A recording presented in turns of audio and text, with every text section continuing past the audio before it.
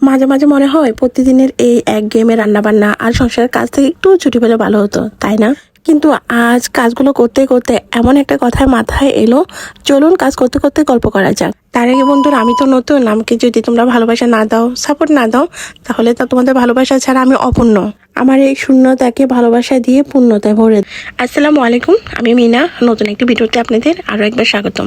দেশ এবং দেশের বাইরে থেকে যারা আমার ভিডিওটি দেখছেন সকলকে জানে অনেক অনেক ভালোবাসা। এই প্ল্যাটফর্মে আমি একদম নতুন, আমাকে কেউ চিনে না, জানে না, এবং আমাকে কেউ সাপোর্টও করে না, ভালোবাসায় দেয় না। ওই যে আমি নতুন। তবে কি বন্ধুরা জানো, আমার আত্মবিশ্বাস খুবই স্ট্রং।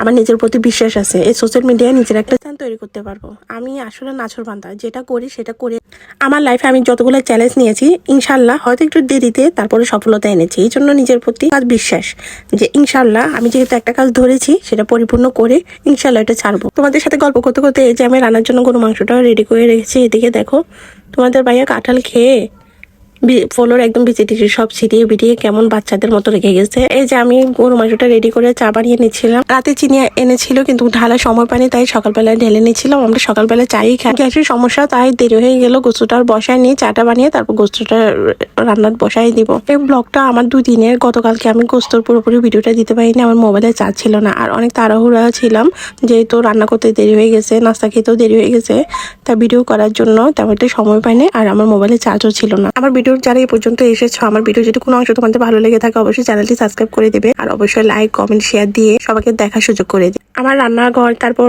চারপাশের পরিবেশ দেখে প্লিজ কেউ বাজে মন্তব্য করবেন। আমার যা আছে, আমার যেটাই আছে ওইটাই দেখাইতে আমি বেশি স্বাচ্ছন্দ্য বোধ ফিল করি।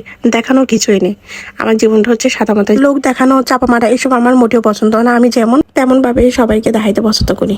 আমাদের মায়ের ছেলে সকালবেলায় খানদানি নাস্তা, চা আর পরোটা, এই দুইটা জিনিস আমাদের সব প্রতিদিন সকালবেলা থাকবে। সকালে আমরা নাস্তা বানাই না, কারণ আমার ছেলে ঘরে রুটি খেতে চায় না, আর আমার একদম পছন্দ না। বাহির থেকে পরোটা নিয়ে আসে, জানি বাহিরের জিনিস অতটা ভালো না, স্বাস্থ্যের জন্য খুব খারাপ, তারপরও ওই খারাপ জিনিসটাই বেশি ভালো লাগে। কি করার। আমার ছেলেকে ছিঁড়ে দিচ্ছে, ও আবার নিজের হাতে ছিঁড়ে খেতে পারে না, এভাবে ছিঁড়ে দিলে ও সুন্দর চামিচ দিয়ে খেয়ে ফেলে। ওরে ছেড়ে দিয়ে আমিও তাড়াতাড়ি খেয়ে নিচ্ছিলাম, যেহেতু আমার সব কাজ এখনো বাকি আছে। শুক্রবার একটু দেরি করে ঘুম থেকে উঠি, তার জন্য সব কাজে একটু লেট হয়ে যায়। শুক্রবারে ঘুম থেকে উঠে উঠে প্রায় 10:30 বেজে গিয়েছে। একটু সময় লেট হওয়া মানে কাজকর্ম অনেক পিছনে যাওয়া। এই যে আমি তাড়াতাড়ি খেয়ে নিয়েছি, খেয়ে ফ্লোরটা একটু মুছে দিয়েছি। সবসময় এভাবেই খাই, কারণ আমাদের কোনো ডাইনিং টেবিল নেই। আমাদের একদম সাদামাটা জীবন, সাদামাটা লাইফ। এটা কিন্তু শুক্রবারের ব্লগ, আমি কিন্তু কালকে ছাড়তে পারিনি, আজকে শুনি। আমি নাস্তা খেয়ে তারপর বিছনাটা গুছিয়ে নিলাম, কারণ দেখি যে অনেক খিদা লেগে গিয়েছে, এই জন্য আর বিছনাটা গুছাতে পারিনি। আমার একা সংসার, আমার শ্বশুর শাশুড়ি কেউ থাকে না, আমরা স্বামী স্ত্রী দুইজন, আর আমাদের বাচ্চা একটা। এই জন্য আমার যখন মন চায় আমি তখন আমার কাজগুলো শেষ করি, কেউ বলার কেউ থাকে না। একা সংসার হলে কিন্তু অনেক দিকে সুবিধা, শরীরের ভালো মন্দ খারাপ অসুখ বিসুখ বা একটু কারোর কাছে দেরি হলেও কেউ কিছু বলার থাকে না, এটা একটা সুবিধা। আপনারা কে কোন জায়গা থেকে আমার ভিডিওটা দেখছেন অবশ্যই কমেন্টসে জানাবেন। কমেন্টসের মাধ্যমে কিন্তু পরিচিত বাড়ে। অনেকে জানে না কমেন্টস করলে কি হয়। কমেন্টস করলে আপনার ভিডিও ভাইরাল হয়, তারপর আপনাকে অনেকে চিনে জানে, আবার আপনার ভিডিওগুলো যাদের কমেন্ট করতে চান তাদের কাছে যায়, প্লাস তাদের বন্ধু বান্ধবের কাছে যায়। এই জন্য ভিডিওতে কমেন্টস করা খুবই গুরুত্বপূর্ণ, নিজের পরিচিত বাড়ার গুরুত্বপূর্ণ একটা মাধ্যম। তাই সবাই ভিডিও ভাইরাল করার জন্য বেশি বেশি অন্যের ভিডিওতে কমেন্টস করবেন এবং নিজের ভিডিও ভাইরাল করার চেষ্টা করবেন। এটা হচ্ছে পুঁইশাক। কে কে এভাবে পুঁইশাক রান্না করে খান? আমি কিন্তু ইউটিউব দেখে তারপরে এই রান্নাটা শিখছি। একদিন করেছিলাম এই রান্নাটা, আরো একবার করেছিলাম, কিন্তু জামাই থেকে অনেক প্রশংসা পাইছি, এই জন্য আবার করলাম। ভালোই লাগে রান্নাটা।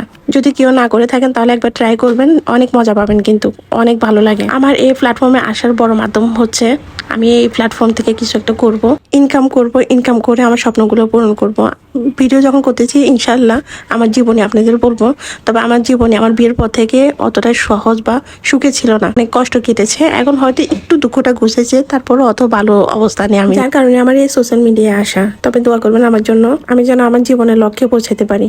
আমার এই সফলতার পিছনে আমার জামাই কিন্তু আমাকে অনেক সাপোর্ট দেয়, অনেক। হয়তো আমার জামাইয়ের টাকা পয়সা নাই বা ওর আর্থিক অবস্থায় কিছুটা খারাপ, তারপরেও সে আমাকে অনেক ভালোবাসে, আবার অনেক সাপোর্ট দেয়, অনেক সম্মান করে। এটাই আমার সবচেয়ে বড় পাওনা। কথায় বলে সুখ না থাকলে দালান কোটা, টাকা পয়সাও অর্থহীন। আর যদি যেখানে সুখ আছে সেখানে শূন্য কুটিরেও নাকি অনেক শান্তি। আমরা দুপুরের খাবার খাচ্ছিলাম, এগুলো ছিল দুপুরের আইটেম। আমার জন্য ভাত বেড়ে নিচ্ছিলাম। আমার এভাবে ভাত খেতে কিন্তু অনেক ভালো লাগে। কার কার এভাবে ভাত খেতে ভালো লাগে অবশ্যই কমেন্টসে জানাবেন। পাতিলে অল্প তরকারি থাকলে তখন আমি এভাবে পাতিলে করে বসে যাই। পাতিলের এই মাখা ভাতের কি যে একটা তৃপ্তি পাওয়া যায়, যারা খেয়েছেন তারাই জানেন। আমার খুব ভালো লাগে।